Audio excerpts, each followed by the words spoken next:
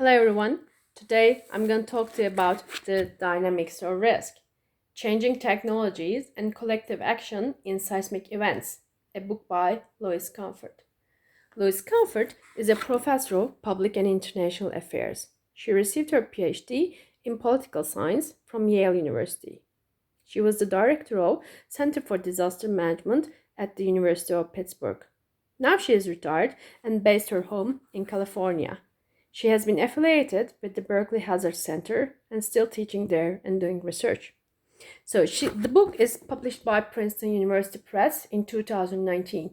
I can say this is a masterpiece of lifetime experience of Louise because Louise has been engaged in 15 countries following 23 earthquakes. So she is very well known, worldwide recognized expert in decision making in crisis, disaster preparedness, use of technology to inform managers operating under stress across the world.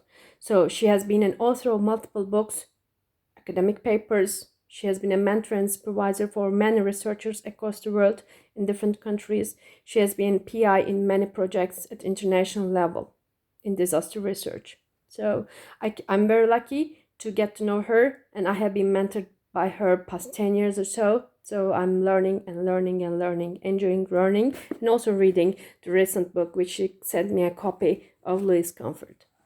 So she uses 12 communities in 9 countries as an example, which was exposed to large-scale earthquakes between 1999 and 2015.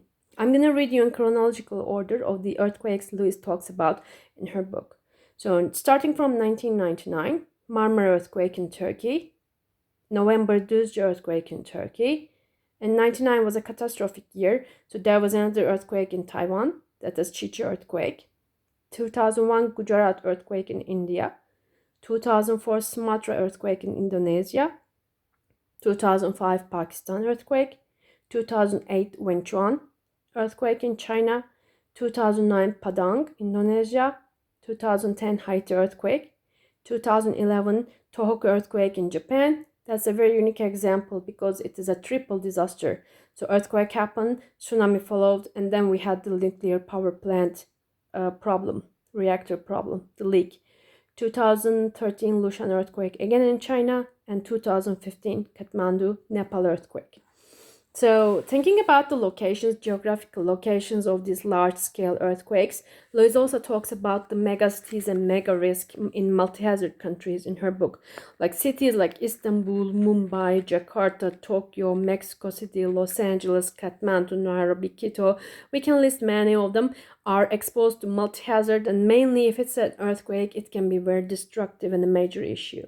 So in her book, she talks about how decision makers take action with uncertainty of large-scale disaster because there's still no way to predict earthquakes scientifically.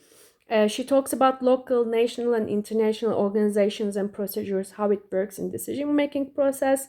She talks about role of information in complex policy environment. This is very important in terms of risk communication and dissemination of information, especially in megacities in multi-hazard countries. She talks about the role of technology in complex adaptive systems. And she uses documentary reports as a resource. She uses newspaper reports as resources. And I find it very interesting and exciting to read that she uses on-site field observations and semi-structured interviews. One of the key points Louise does is she works with local researchers who has the native language and who knows about the historical and political context of government operations and disaster history of that locality. So that is one of the, I think, key successes of Louise being in the field and gathering information and synthesizing information and summarizing and presenting to us in her recent book.